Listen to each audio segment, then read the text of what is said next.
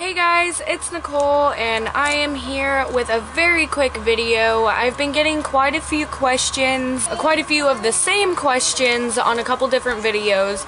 So I figured that I would just put them all into one video, and this is just going to be frequently asked questions.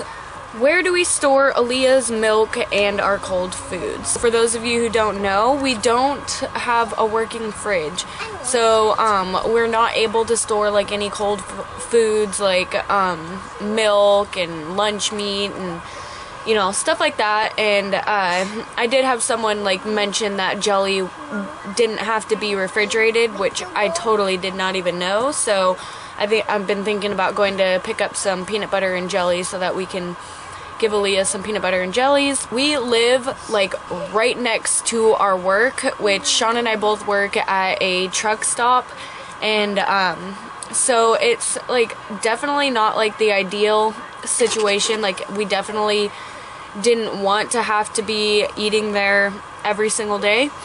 It's not like I want to eat there every day. It's just kind of like we don't really have a choice. If you guys haven't like noticed or picked up on the fact that we live like kind of in the middle of nowhere, the closest Walmart is like 30 minutes out of town. So and the entire drive is like a freeway drive, and it's really windy, and it takes us to this town which is Roseburg. And if any of you guys know Roseburg, Sean and I, every single time that we go to Roseburg, we get lost. Every single time that we go to Roseburg, we get lost. So the trips that we make to Roseburg are usually pretty fast, and we usually just go to Walmart, when we have to. We've talked about, going and checking out like or getting like a membership at like this Bi-Mart, which they have a Bi-Mart in I think Sutherland, which is like closer than Roseburg.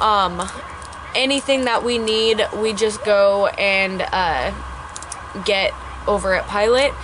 And Sean and I both work there, so we both get discounts, so it's definitely not as expensive as you guys might be thinking. Why don't we get an ice chest? We've all talked about this like ever since the very beginning, because like even when the fridge was working, we talked about getting an ice chest because there's just not very much space in the fridge, so we couldn't have very many foods in there even when it was working.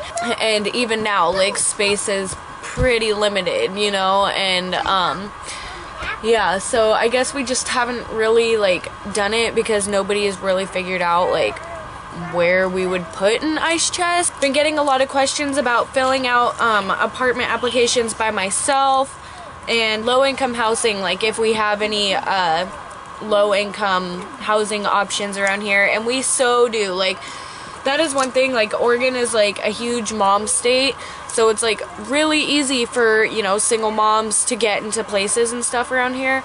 But I guess I'm just like really stubborn, and for like the longest time I just felt like I did not want to do the housing assistance. I didn't want to be on assistance because Sean and I are finally making a good amount of money, so I felt like I didn't want to if I didn't have to.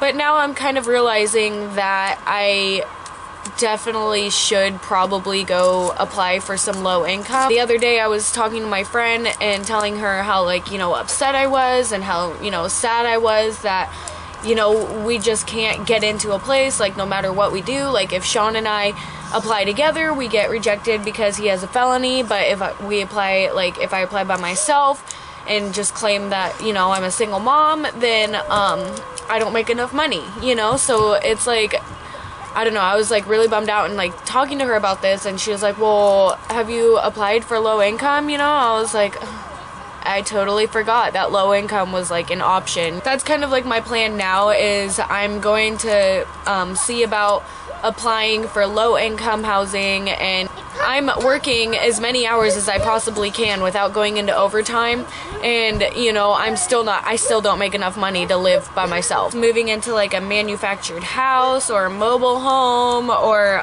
even like buying a house, these are all options that we are keeping open. Like Sean and I are not closed off to any options. Yeah, we are definitely trying not to be picky, because, you know, like my boss, like yesterday I was talking to him about it, and he totally, like, you know, made a good point. You know, we can't really be picky when looking for our first place. You know, it's probably not going to be perfect, blah blah blah, but I'm just like so ready to be in our own home. Like, I just want our own home, and I don't want it to be shitty, and I don't want it, you know, to be miserable. I just want to be in our own home. I just want, you know, something that Aaliyah can run around in and have, you know, enough space to run off energy. We are definitely keeping our eyes open for all of those options. So people co-signing for Sean is also another question that I've been getting a lot, since Sean's, you know, a felon, but it's been so long since he's been in trouble, you know, like people have been asking, like, if we could have somebody like, you know, my mom or Sean's sister or somebody like that co-sign for Sean, saying that he's not like this crazy criminal, you know, blah blah blah. And yeah, we definitely could do that, but it's just like every application that we've gone through, there has never really been an option to do that. So I don't know if like that's something that you have to like ask them about or like, you know, bring up to them. But every application that we've signed or every application that we've done so far, like nobody asks about like a co-signer. They just ask about his past, and that's that. If an apartment ever asks, then we have people that would definitely have Sean's back.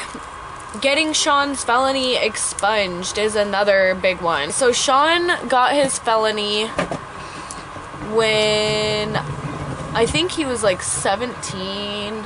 I don't know, I can't really remember. I think he said that it was 6 years ago though. I don't know, I can't really recall at this very second like how long ago his felony was, but it was a long time ago. And yeah, so he was like really young when it happened, and he was a minor when it happened. And after you turn 18, then your record is supposed to be sealed, you know, after you're a minor, blah blah blah, you know, it's just supposed to be like void and null. Like, you're supposed to be able to start fresh after you turn 18, unless you get in trouble again. If you get another charge after you turn 18, then everything comes back. And Sean got in trouble when he turned 18, and that brought everything back, including the felony. From what Sean has said, the last time that he talked to any like person about getting his felony expunged, they told him that he had to have like 5 years of not getting in trouble.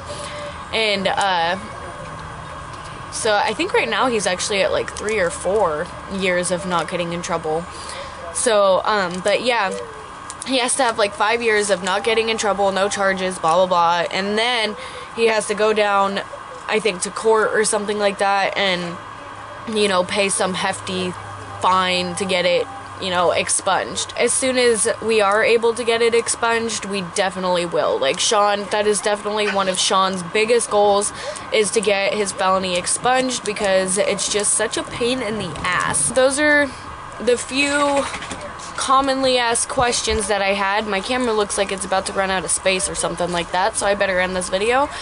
Thank you guys for watching. Make sure you guys request videos, subscribe, and like, I said that all backwards. Make sure you guys like, subscribe, and request videos. I'll talk to you guys later. Bye.